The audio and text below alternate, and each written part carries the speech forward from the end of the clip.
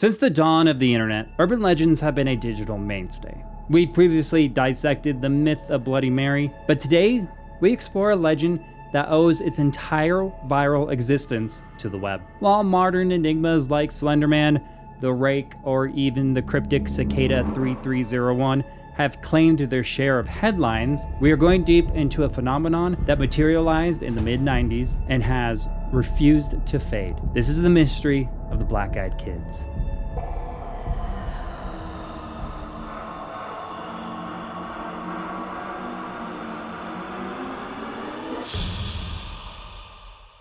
Our search for the origin of our internet mystery takes us to 1996 in Abilene, Texas. After finishing a late shift at the local newspaper, journalist Brian Bethel was sitting in his car outside a strip mall. Suddenly, Brian felt a sense of danger wash over him. He noticed a group of teenagers standing close to his car. The teens asked for a ride to their mother's house to get money for tickets. They wanted to catch a late night showing at the mall's movie theater. Now, I know a very wise man once said, teenagers scare the living shit out of me, but what made Brian's encounter weird was the fact that the movie they wanted to see had started 45 minutes earlier. Then what really made Brian encounter creepy head on, he saw that their eyes were completely black. He threw his car into reverse and sped away. When he glanced back, the children were gone. This would be the very first encounter of Black-Eyed Kids. Brian's story wouldn't surface until 2 years later in 1998 when he posted it on a Usenet news group dedicated to ghost stories. From that moment on, the Black-Eyed Kids, or BEKs, became a modern internet urban legend, and the mystery around the kids would continue to grow. What would have happened if Brian let the kids in? Well, it's said that if you let BEKs into your threshold, I'll get more into thresholds later on in this story, disastrous things will happen. In some tales, fatal accidents have occurred, and even some people have had cancer diagnosis following the children's visit. One woman in Vermont reported that 2 children knocked on her door during a snowstorm. They said their parents would be there soon and asked to come inside. Against her instincts, she let them in. She described how the children sat silently on her couch, whispering to each other in a language she couldn't recognize. Her cats hid under the couch hissing the entire time, and when her husband came home, he was startled to find the kids there. But before he could ask any questions at all, the children stood up and walked to the door, saying simply, "Our ride is here." Outside, a tall, black car idled at the curb. The children climbed in and the vehicle drove off in the snowstorm. All BEK stories have familiar characteristics. The pale kids or teenagers approach someone or some people by knocking on a home or approaching a car, and they'll ask for help in a polite manner. However, this leaves the witness feeling overwhelming dread. The BEK's language is overly formal, their movements slightly unnatural, and always, the eyes are void-like, black, and expressionless. It's superficially creepy to see someone with jet black eyes. Horror uses jet black eyes as a trope for an evil being for a reason, but what if I told you these kids and teenagers scare you on an innate level? BEKs are said to mess with us psychologically due to them residing in the Uncanny Valley. I'm sure a lot of you are familiar with the Uncanny Valley, but if you're not, it's a term used to describe the relationship between the human-like appearance of an object and the emotional response it evokes. The term is mostly used in robotics, and most recently in conjunction with AI in video games. Uncanny Valley was first coined by Japanese roboticist Masahiro Mori in 1970. In 1978, the term would be translated from its Japanese phrase, Bukimi no Tani, to the term Uncanny Valley by Josiah Reichardt. Although many experience the Uncanny Valley effect, there's actually no consensus on what causes the effect, or even if it's legitimate. Some suggest the phenomenon is biological, while others say it's more cultural and nurture versus nature. The legitimacy surrounding the Uncanny Valley mostly comes from the lack of consistent reactions researchers can point to as clear examples of the effect. Now I'm going to throw some examples of the Uncanny Valley up on screen, and I bet some people will actually have a reaction, while others will just sit there and think, oh, that's a weird robot or just underdeveloped CGI.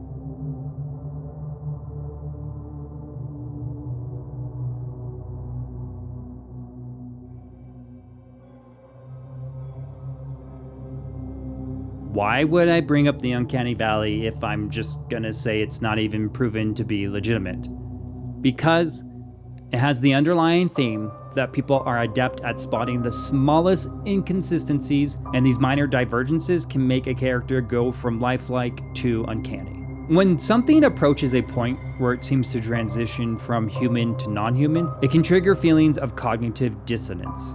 BEKs look like something we should know, but there is just enough to tell our subconscious that they're not kids. In some myths, children are supposed to represent a new beginning, a new possibility, a new birth, but that's not what these kids are. So what exactly are BEKs? Well, it gets a little tricky. The first theory as to what BEKs might be are malevolent demons or spirits seeking permission to cross into this world, much like how vampires require an invitation to enter. Dating back to the Assyrians, and maybe even before that, thresholds have been seen as a protective barrier to keep the bad out from the good. A boundary between the chaotic and dangerous outside world and the protected, ordered home.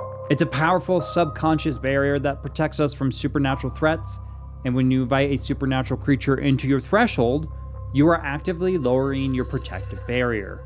As I stated earlier, the most famous case of a supernatural creature needing to be invited in is the vampire. The roots of the belief that a vampire must be invited runs deep into Eastern European folklore. In these tales, the threshold was more than a doorway. It was a symbolic boundary between the safety of the home and the dangers of the outside world. Many cultures consider this line sacred, a barrier evil could not cross without permission.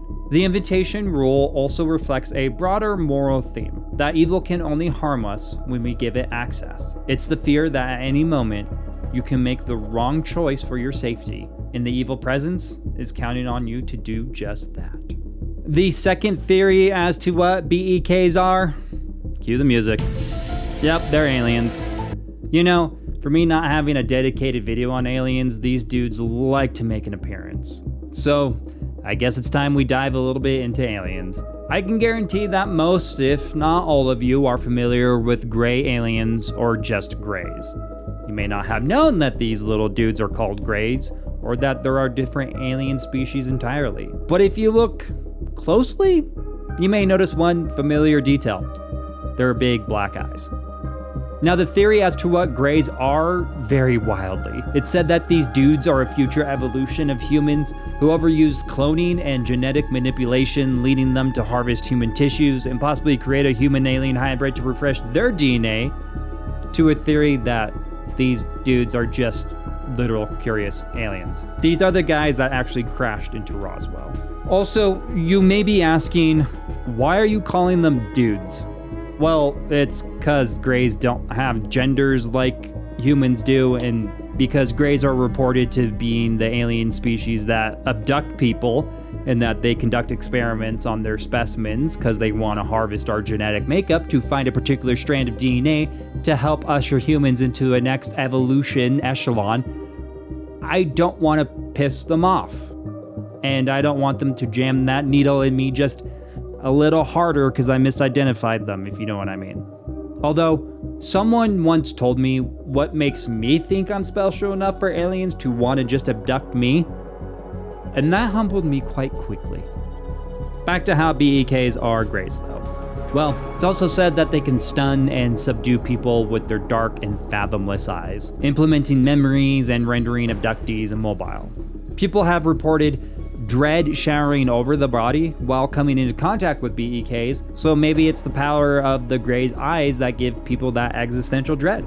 Or maybe it's just having to deal with kids and teenagers. All jokes aside though, and I make a lot of jokes when it comes to aliens because so many paranormal mysteries usually just have an alien theory behind them. I do think that this theory is more interesting, how grays are BEKs, because those two actually do have a lot in common, and that this alien theory has a little bit more ground than other alien theories, but that's because of our third theory. You see, back in 1993, yes, the early 1900s to some of you, there was a controversial TV show that would air on September 10th that would push network television due to the graphic horror of the show.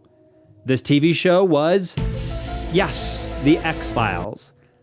The X-Files is about two FBI agents, Mulder and Scully, who investigate the paranormal. The tagline of the show is, I want to believe. And fun fact, back in 2021, I actually wrote this series to be an audio podcast titled, I Want to Believe.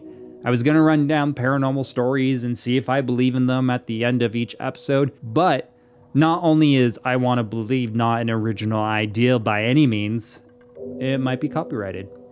Now, this may be blasphemous to say, but I've only seen a few episodes of The X-Files, and I think it was the first few episodes of season 1 even. But, viewer, I was there 3,000 years ago, and I remember The X-Files on TV. The previews scared the living crap out of me, and my parents wouldn't let me watch it at all. Again, I was so vain and thought that the aliens were going to abduct me, so no way were my parents going to let me watch The X-Files. But damn, was this show everywhere. And it was actually kind of people's college 101 class into conspiracies, especially in our government. I'll get to you later.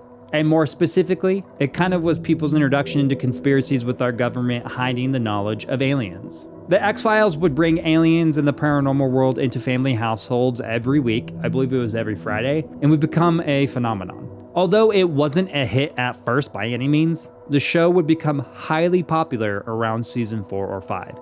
A recurring theme in The X-Files is for someone's eyes to go completely black, signifying alien takeover or even possession. This is a screenshot from season 3, episode 15, titled Piper Maru, which aired on February 9th, 1996. Do you know what else happened in 1996? Brian Bethel encountered the Black-Eyed Kids. Our third theory is that Brian Bethel's Black-Eyed Kid encounter was inspired by The X-Files.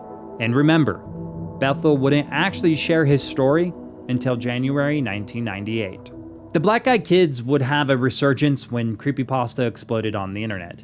If you don't know what creepypasta is, it's just user-made horror stories that were sometimes marked as real. And some of them are actually really good. Some would even have videos or photos to go along with their story. They're basically ghost stories told around a campfire for the digital age. With it being the digital age, you're probably sitting there going, surely someone has captured their encounter with Black-Eyed Kids.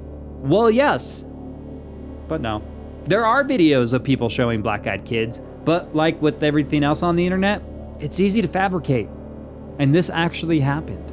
Around 2017, YouTuber Fantastic Daily started to upload videos to the platform showing signs of Black-Eyed Kids. He first said that he found a frequency that would attract them, and soon after that, videos started to show BEKs wandering up to his house. A couple years after uploading videos, Fantastic Daily admitted that these videos were fake and that he was creating an ARG, or augmented reality game. Fantastic Daily would actually go on to receive death threats for his hoax and was even doxxed. I'm showing you footage from Nuke's Top 5 because Fantastic Daily would end up actually deleting his account and all videos associated with the channel. So, why am I pointing out a fake video? Because I think it's very important to point out any evidence on any of the topics I talk about that are false or made up. When working with a subject that doesn't have much evidence to begin with and is something entirely outside of our existence, I find it important to make sure people don't hang their beliefs on something that is easily disproven or evidence that someone made up to gain popularity, fame, followers, yada yada yada. This way, if there is evidence that is difficult to disprove, it holds a little bit more weight for being true. And this brings me to Brian's story. His full story. This comes from a newspaper article in 2013. I had gone down to the former site of Camelot Communications, one of the area's original internet providers, to pay my bill. At the time, Camelot was located on North 1st Street, near the movie theater, in the shadow of what is now Chase, then Bank One. I was using the light of the theater's marquee to write out my check, which I planned to put in Camelot's night drop slot. Involved in my work, I never heard them approach. There was a knock on my driver's side window. Two young boys, somewhere between 9 to 12 years old and dressed in hooded pullovers, stood outside. I cracked the window a bit, anticipating a spiel for money, but I was immediately gripped by an incomprehensible, soul-racking fear. I had no idea why. A conversation ensued between one boy, a somewhat suave, olive-skinned, curly-headed young man, and myself. The other, a red-headed, pale-skinned, freckled young man, stayed in the background. The spokesman, as I've come to think of him, told me that he and his companion needed a ride. They wanted to see a movie, Mortal Kombat, but they had left their money at their mother's house. Could I give them a ride? Plausible enough. But all throughout this exchange, the irrational fear continued and grew. I had no reason to be frightened by these two boys. After a bit more conversation, I looked up at the theater marquee and down at the digital clock display in my car. Mortal Kombat's last show of the night had already started. By the time I could have driven the boys anywhere and back, it would have practically been over. All the while, the spokesman uttered assurances. It wouldn't take long, they were just two little kids, they didn't have a gun or anything. The last part was a bit unnerving. I noticed that my hand strayed toward the lock on my door. I pulled it away, perhaps a bit too violently. In the short time I had broken the gaze of the spokesman, something had changed. My mind exploded in a vortex of all-consuming terror. Both boys stared at me with coal-black eyes. The sort of eyes one sees these days on aliens or bargain basement vampires on late-night television. Soulless orbs like two great swaths of starless night. I did what I feel any rational person would do. I full-on freaked out inside while trying to appear completely sane and calm.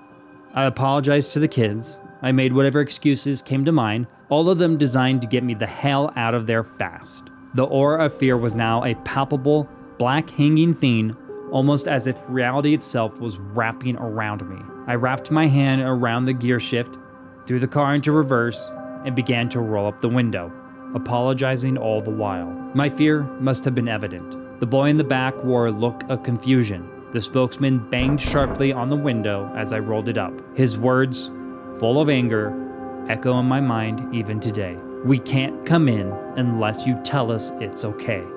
Let us in." I drove out of the parking lot in blind fear, and I'm surprised I didn't swipe a car or two along the way. I stole a quick look in my rearview mirror before peeling out into the night. The boys were gone. Even if they had ran, I don't believe there was any place they could have hidden from view that quickly. So, are the black-eyed kids real? For me, there's no definitive proof that they exist. Brian's story is really the only credible one out there. And for me, it's weird that the kids in the spring or summer of 1996 would be asking to see a movie that was released in July of 1995. Now, I grew up in a smaller town and we had a theater that would take a couple months to get some of the new movies. But Mortal Kombat even released on VHS around Christmas 1995. And trust me, there is no reason why that movie should have made a second round in theaters at all. So, let me know what you think of Black-Eyed Kids and if you think they're real. Or if you just think they're a hoax. Because, you know, a lot of things made up on the internet are fake. Now, I hate saying this, but if you did like this video, please like and subscribe. I hate doing YouTuber-y stuff. I'm not even a YouTuber, I'm just a dude making videos, but seriously, it can help grow the channel, and it would be cool to be doing this professionally. So if you do enjoy my stuff, like, comment, subscribe, do all that beautiful stuff. You have been beautiful, and I hope to see you in my next video. Take care, everyone.